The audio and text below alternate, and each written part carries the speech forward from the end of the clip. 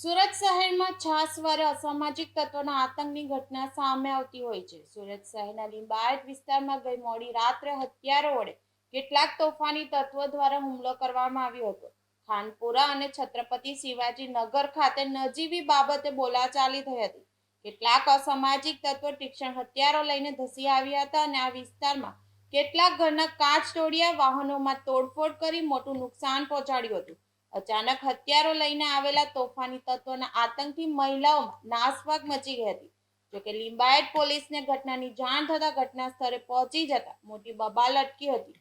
હાલમાં લિંબાયત પોલીસે આ સમગ્ર ઘટના અંગે તપાસ શરૂ કરી છે.